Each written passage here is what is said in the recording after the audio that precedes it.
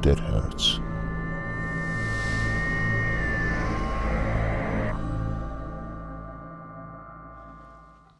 Horror is a genre that relies on one of the most primal emotions that mankind has had since their inception: fear. Fear is a concept that everyone is pretty much born with. While a lot of emotions or concepts you have to develop or, gain over time, fear is one of the few ones that you are born with. It's what helped keep us alive for so long. The evolution of fear has prevented many from dying, and also those with the lack of it have met quick and decisive ends. So, this video, like many of the previous ones, is more of a discussion point rather than an argumentative video.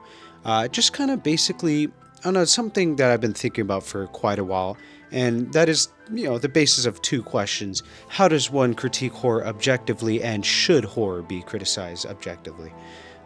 Questions like this may seem pretty simple in concept. One can easily state off the brim after hearing this, well, it's simply the horror that is the least popular that is bad horror, because if it didn't make many fear, then it kind of failed as horror. But if not enough people went to the movies to watch it, then surely it's not worth watching, right? But with a thought process like that, however, that would make the Five Nights at Freddy's franchise one of the scariest franchises to ever be made. And I think at this point we all know that is not the case. It's popular, but it's not really that scary. So, in fact, most of the time people deem it as kid horror. So, with this kind of objective reasoning and criticizing, how do we find a way to better rank or at least qualify horror in different horror medias? I thought a change in scenery would help liven up things up, because, originally I wanted to be in a nice suit when I did this, be all dressed up, but it is 87 degrees Fahrenheit out here, which is 30.5 degrees Celsius for you Europeans. The reason I mention that is because a surprising amount of my viewers are from Europe, so howdy. But yeah, another reason we're out here is because I know Mareska would have been mad if I didn't include her in one last video. But subjectivity for the uninitiated, as Google defines it, it is the quality of being based on or influenced by personal feelings, tastes, or opinions. Basically, it's your opinion on something determined by your standards from life experience. For example, you may have met someone who is deadly fearful of clowns, but when you've seen one, you can kind of see it, but you don't see why they're deathly afraid of it. The same can be applied to many such things such as spiders, snakes, or even other humans. To them, Killer Clowns from Outer Space, which is a very silly and comedic horror movie, may seem a lot more terrifying than it is to others. So it makes it difficult when taking this into account on how to critique horror in an objective lens. I think an excellent example of this subject is one I discussed previously with Skinamarink. This movie contains a lot of fears stemming from childhood, but I would say the main one focuses on is the fear of the dark. Many of the scares coming from the darkness and the lighting used to obscure certain elements to really highlight how difficult it is to tell what's in front of you. Is that really the kid's parents, or is it some kind of monster in disguise? Even in the ending, when we finally do see a face, it's obscured in the film and lighting, barely able to be made out as it stares at the viewer for a long amount of time. For many people who have suffered or still suffer from the fear of the dark, especially as a child, this film can horrify and put dread into the deepest pit of one's stomach. However, those who grew up with different fears and never had the trouble of sleeping when they were little were more likely than not to not understand the film's horror elements, as the fear response learned to fear other things. So to them, the film appears as a snooze fest. The long shots of the dark that may horrify others become sort of staring at paint dry for them. And this caused a bit of polarization online, as some found it terrifying as it reminded them of the childhood, trying to sleep with the closet open and their minds imagining terrifying things inside the closet watching them, but for anyone else who didn't have that connection, lambasted it as one of the most boring movies ever made. So this furthers my point of how can one objectively criticize horror, since it seems certain horrors are only effective on certain people. I feel that the horror genre is held to different standards than traditional media, as the purpose of horror is to scare the audience. But if people only created horror media revolving around the most common horrors, then that would leave certain niches within the horror genre unfulfilled. So I feel that utilizing traditional standards for horror can lead to less innovation. This is seen perfectly in a certain genre growing over the years. Yes, I am still outside, and yes, I cannot wait to get back inside. I have to finish reading these lines before I go back, but I hope you can all appreciate the nicer scenery that I've provided around us compared to that normal dark cave room that I'm usually in. Now, to get back on track, no matter how much I try I cannot seem to help but mention analog horror in my videos, and it's not exactly that hard to see why. It's very prevalent in online media. And despite being around for over a decade on YouTube, with the first instance, I think, being the Wyoming incident, over the years, we've seen, several well-made videos that shocked and scared people online. So let's talk more about that. However, I feel that its abundance in the online world is starting to cause it to become less and less scary by the day, similarly to the slasher genre boom of the 80s. No one I know really finds slashers scary anymore, but back in the day, these were the scariest movies mainstream media had to offer. But this is an example of a genre that began as a small niche of horror into now mainstream. And if analog horror had not been created, we wouldn't have had the titan of horror that we have today. Even more interestingly, on viewing it, it may seem strange that such a genre was even able to horrify people.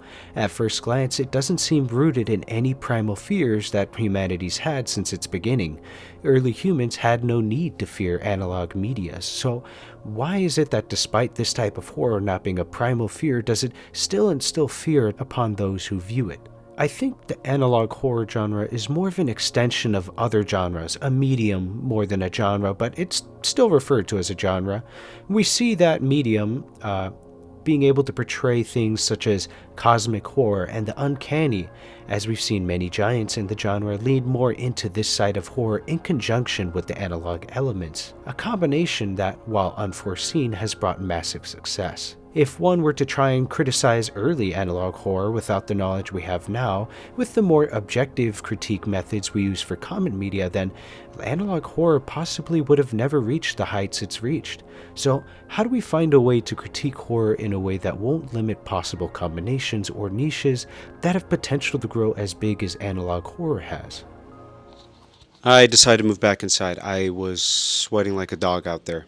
Although I set up this cool corner to be recorded in, I actually am not a big fan of it, believe it or not. These analog TVs that I have set up, as cool as they look, make a tinnitus ringing sound, and it kills me, and it's probably going to be really hard to edit out in post-production or editing, whatever.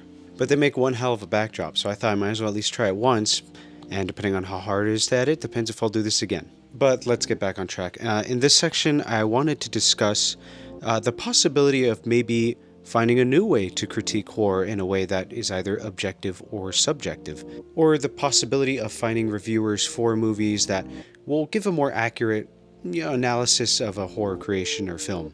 I thought maybe the idea, what if you found certain critics that specialize in certain types of horror? For this section, I wanted to center around the example of found footage, it being a style of filming and filmmaking that has been around for decades, but really found a boom after the release of the Blair Witch Project. While the genre had some success previously, it almost seems like it would have stayed a niche, but with such a low barrier to entry, it was able to get into the light more and more as filmmakers with lower budgets can create these videos easily with this format. I, for example, was able to make a digital horror series with the finale being in the style of found footage with a budget of almost nothing. Although I feel if my project, or many others, were to be critiqued by your traditional movie critics, they would probably not find the series very good. So the question remains, is there a way to critique horror correctly? Like, how can one find or perhaps qualify a reviewer that focuses on the found footage horror or other genres, certain niches? How can we find a critic for horror in such a way that views it with the following qualities? Are they able to find and understand the horror presented? Are they willing to put up with the creative choices or the medium chosen in its delivery? While still maintaining all these qualities, how do we ensure there's no bias in it? What I mean from that last bit is that if someone is deathly afraid of spiders, they're going to find 1990 movie Arachnophobia one of the most horrifying movies in existence. Would this critic then be classified as biased? Or would they be classified as understanding the horror presented and finding it strongly effective when giving their review? How do we make sure that their fear of spiders doesn't lead into bias and discredit the review? Is there a sort of middle ground that can be possibly found without giving too much into this bias, and how do we find that? I feel as though these qualities, or maybe specificities, or whatever the word is, can cause horror to fall into a weird gray area when being reviewed. While all media, I feel, has this gray area, I feel horror is the most affected by its subjectivity. The only other genre I feel coming close to this is maybe comedy. Some people may find Adam Sandler's slop hilarious, while others find it incredibly dull, boring, and not innovative. Since humor is probably just as subjective as horror, is there a proper way to criticize these genres without bias? This is the most subjective way to review horror media, as it allows for a more refined way to get a more accurate review for a movie, but it has its own flaws. Its pros probably fall more along the lines of, more accurate reviews to movies, both niche and mainstream. Horror creators are more likely to have the audience understand their movies. It'd be easier to form small groups within horror fans who enjoy the same movies if you all follow the same reviewer for that niche. For the last point is ease of creator advertisement. This last point also allows creators to more easily advertise movies to their audience. However, it doesn't come without its cons. It would be harder to prevent bias. How do we prevent too much bias, as there's a line between subjective reviews and bias? And would the creation and semi-popularity of too many niches make too much confusion? Wouldn't this style of reviewing need so many reviewers for the many different existing niches and many newer niches to come in the future? Additionally, while it'd be easier to make a group once you found them, you still have to find your niche in the first place. You'll have to hunt down the people who enjoy the specific niche of horror before you can actually talk to people about the movie you want to talk about. And I feel like with this, it'd be less likely for smaller niches to get the limelight. I feel like too much specialization could lead to lower money earned from those niches. While it'd be easier to have a group of people who enjoy the same horror niche, it's not guaranteed that it's going to be the most popular, meaning lower chances for more niche stuff to get more high-budget movies, since it'd be less people funding them.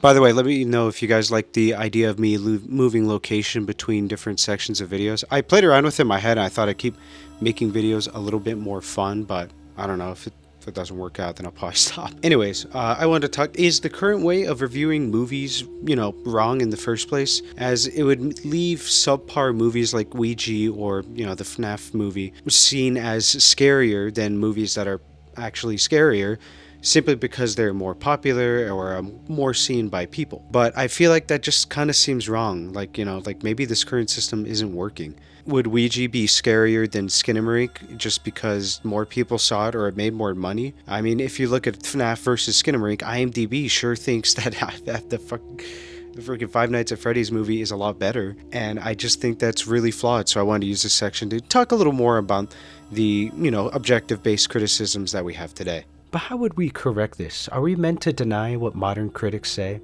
A lot of people claim that's the solution, but the masses will also say differently, as then that would also deny the amount of profits these movies have made. For example, if we look at Ouija, however you pronounce it, one of the worst rated horror movies of all time, still made more money than that of Hereditary, which is currently regarded as one of the more highly rated horror movies in recent years. If we follow the money, which is the masses, then Ouija is a better movie than Hereditary, which we all know is not the case. Or at least I hope you do. This doesn't even bring up the previous inquiry about how, if we find critics with the needed prerequisites, how do we ensure the review isn't too biased? And the argument that more popular viewers are objectively better and deserve more media to be made, then how would we avoid filmmakers for being too scared to experiment and fears of box office failures? Just as the last wave critique, I'll list some pros and cons with the objective way. The pros would be that the reviews are more based on facts. They're more quantifiable and easier to see the quality through methods such as box office, popularity consensus, and experienced media reviewers being able to review multiple movies. The reviews would be easier to find since they cover all bases, and they'll usually get more popularity since they'll be on more popular websites and are thus easier to find reviews for it. And it allows a more shotgun approach, which can lead to some niches getting the limelight. For example, the occasional niche movie will usually get more limelight since a site that reviews movies would cover it, since that's what they do, so it has an increased chance to maybe be seen by someone since it's on the same website as all the other popular movies. And it would also create more movies for more general or popular horrors. Those with common fears are sure to get plenty of movies made for them, thus, serving a bigger populace than more niche horror. However, it doesn't come without its cons. These reviews are going to be less specialized, as reviewers who review only popular horrors may not be able to understand more niche topics such as, I said it before and I'll say it again, skinamarink. It's just the best example I have. And objective information isn't always accurate information. Some movies may have made more money, but you can't base it all off quantifiable results, as less quality movies can still be made with a lot of money and still make a lot of money, or have more viewers if it just has better marketing. But that also means that it might become more popular than a more niche movie that is objectively better. And also, one shoe doesn't fit all. Not all objective criticisms or rankings or way to perceive a movie can be applied to every movie, especially the more nuanced the movie gets. And this doesn't go for just movies, by the way, this goes for all horror media. And I feel like it would kind of lower the random chance of success for more cult following movies, since a movie's success can be distinguished by its coverage or spotlight, and with the quantifiable ways to review the movie in the objective sense, the chance of a nuance gaining popularity is often more distinguished by random chance, I feel.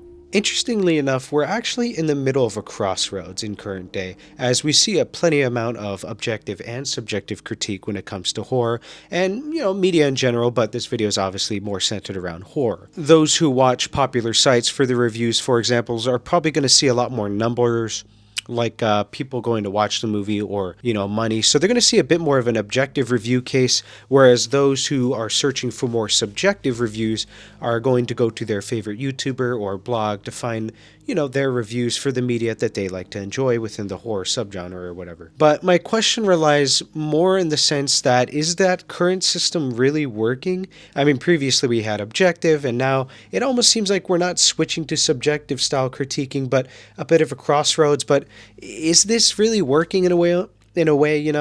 I feel like majority of the masses don't know about the single independent, reviewers. And if they got their info from just subjective based stuff, then they may pass on a movie that they actually could have enjoyed simply because maybe, not enough people are talking about it, that it just goes over their head, And for those who only watch specialized reviews, may start to form too much bias that aligns with that of the subjective reviewer.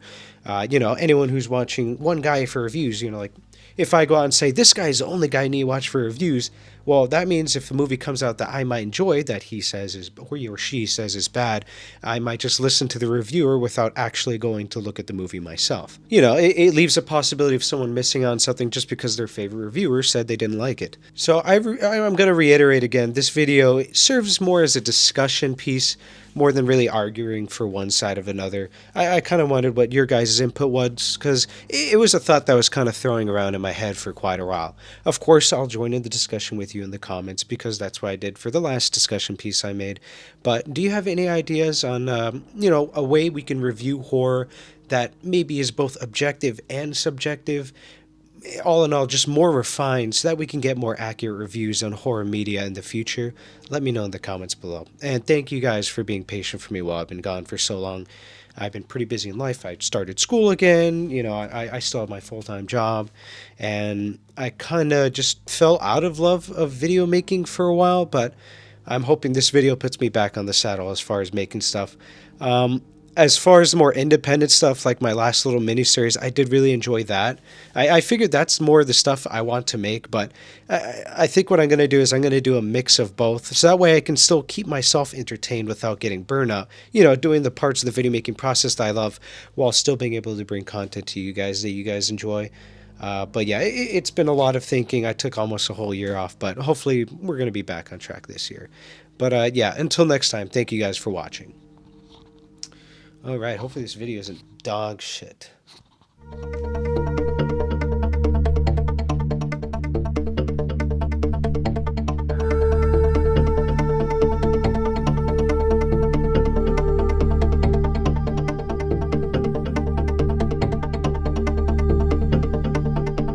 Subscribe to DeadHatz or you'll die tomorrow.